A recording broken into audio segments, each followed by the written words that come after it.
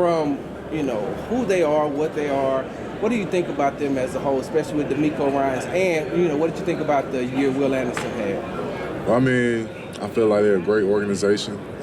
What they did, in his first year, and then just bringing in Will, bringing in Henry Toto, having them Bama guys there, they know what it means to win. They know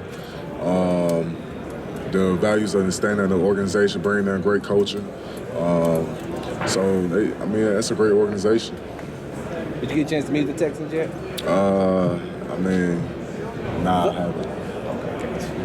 Justin, I talked to two of your old buds there, the linebackers, Turner and Braswell. And Turner said he wasn't that surprised that Nick Saban retired because he thought he was a little looser and a little cooler with the players last year. Braswell said he was shocked. So where do you fall on Nick Saban's retirement? Were you surprised, shocked, or did you kind of see it coming? I would say I'm in the middle, man. Like, I don't know if y'all saw that picture of him when we had that rain delay against USF. Yeah. I kind of knew something was up. Yeah. but I mean, it's like anything. If you can't give it your full go, you're never going to cheat the game. And I feel like, once he realized he couldn't give it his full go, it was time for him to step away. And then, he's been doing it for a long time. You realize there's a lot more than football, it's family. And as you get older, you become more appreciative of them things. So nobody can fault him for the decision he made. What's interesting is that both of them said almost the same thing, that thought he coached forever. Because you see him as this legend when you come in, and you just figure he'll always be there. Right? All good things got to come to an end. I'm pretty sure people, was the same way when the Golden Girls, ended. All the good things got to come to an end.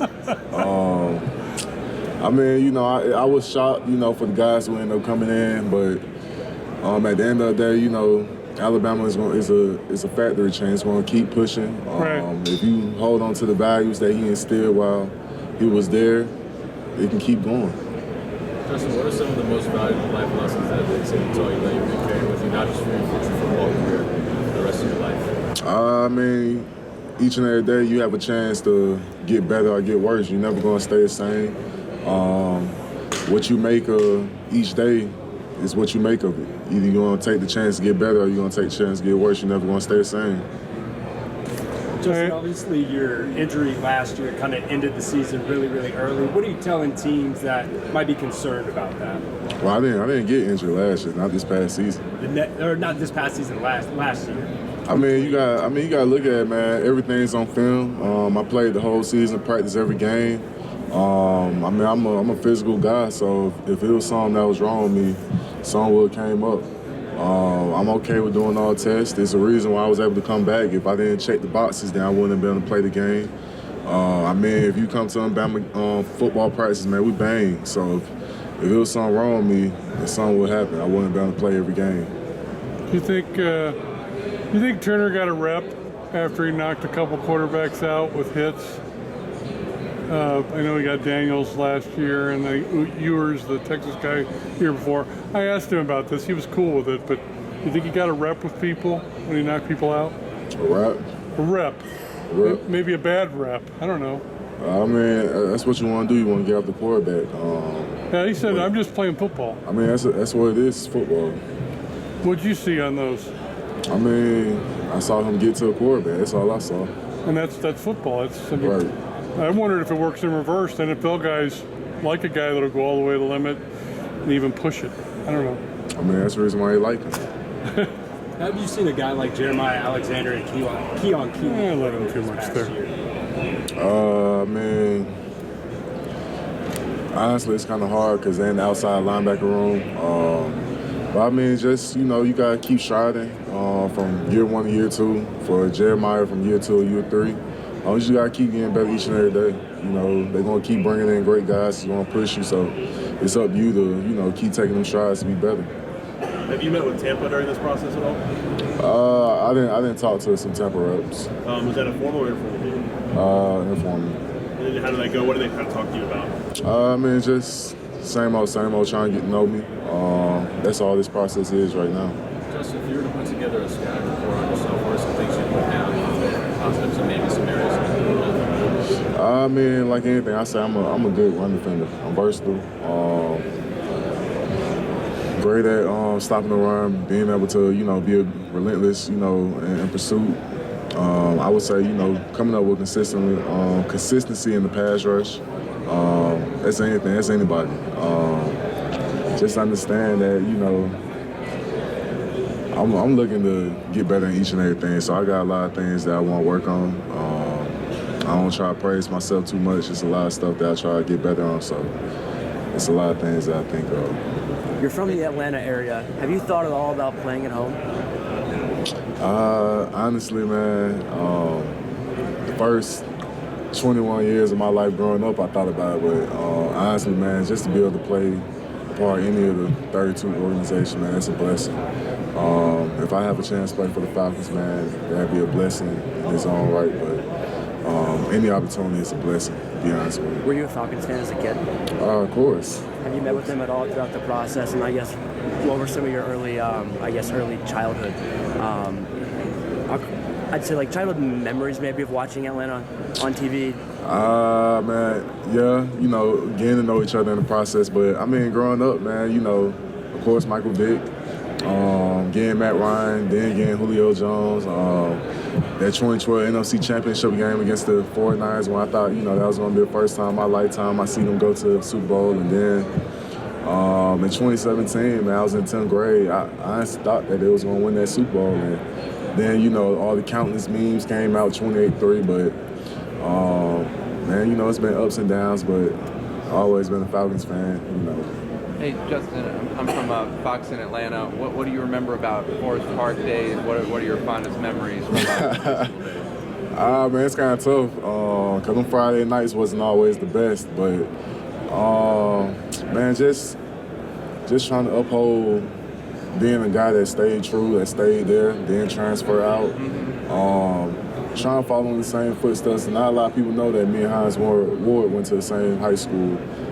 He ended up he was class in 94, I was class in 19, so 25 years prior. Trying to be one of them guys that you could say, hey, look where he went to, and he didn't have to go to a top program like a Grayson or Buford, or a Tucker. And just, showing that, they can find you if you put the work in, man. That's all you got to do. I'm glad you said it because, it was a tough time. It's not a program that's turned out a lot of guys at Alabama or NFL players. What does that mean to you to potentially be the next one in line? It's a lot. A lot of guys, they come from my environment, come from my city, that they can, look at me as somebody who, made it out. Because a lot of times you want to have a blueprint as a blueprint in the same avenue that you're trying to go down, and a lot of times it's easier if you see a guy who done it as far as you, as opposed to you trying to be the one that create a path. So, I'm just trying to create a path that a lot of guys, they can stay focused and, see that I done it or doing it so far and, be able to follow in my footsteps and, keep creating that legacy that people will follow behind them. The other thing I want to ask you about quick is, it's a crazy injury that you had to deal with. How do you look back on that time and coming out the other side? Man, adversity, anytime you go through adversity, it really teaches a man or a woman who they are. That 2022 year, I ended up losing my brother and had that neck injury the same year. So it really taught me who I am, just not on the field, but off the field. It made me more appreciative in every avenue of my life.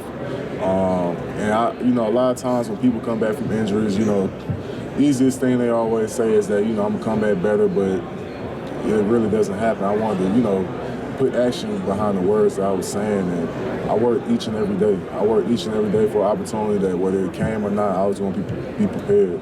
And that's how I worked. And, I wanted to, be a guy that when I came back, man, I wanted to be a leader. I wanted to, be the head of the guy in that D-line room, because a lot of guys ain't came, and it showed, like I said, the blueprint. Quentin Williams, Raekwon Davis, Christian Barmore, Fadarian Mathis, then Byron Young, who I came in with. So I wanted to be a guy who can follow along that tradition. And I wanted to put everything that I had into this season and want to keep moving forward, because that was something that made me a lot more hungry. It showed me something even more that I didn't even know I had in myself. Justin, you really had a breakout season this year compared to your first few years at Alabama. You talked about, falling the big time, following the process. How did that really come not only in, the stats, having a career high in sacks, tackles, but also just in like that leadership aspect from, the end of the season last year to this year to be able to make the college football playoff again, take Bama where they're used to? What kind of was the work done behind the scenes for that to get to that point where you had that breakout, not only in the stat sheet, but also as the leader of the team? It's a lot of stuff that's done behind the scenes that not a lot of people see. I'm not the type of person that broadcasts, what I do. A lot of film study, man. Being at home, when I'm in the bed, watching film, looking at scout report, or, in the meeting room, I already know the play call, so I'm looking at even more film.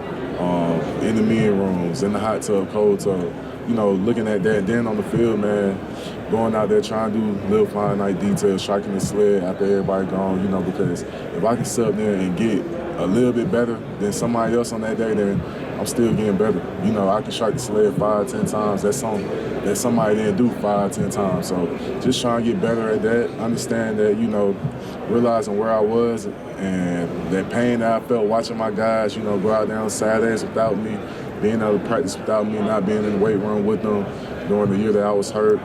I carried that same pain and passion into this past season, and I still carry it with me. I looked at it like, man, it took everything out of me, and it hurt me seeing them, lose to LSU, lose Tennessee, not be able to get back to the college football playoffs. And I understand we didn't finish the goal this past year, but to go through everything from losing to Texas to not having the greatest game against USL, where a lot of people doubting us, to really internally, turn things around to where we was able to get a win against Auburn on the road, then going to Atlanta against UJ, being them. Then, we gave it all we got in that last game against Michigan. Things didn't turn out, but, I feel like from week 3, nobody really expected us to be there. So that's something to, turn your head on.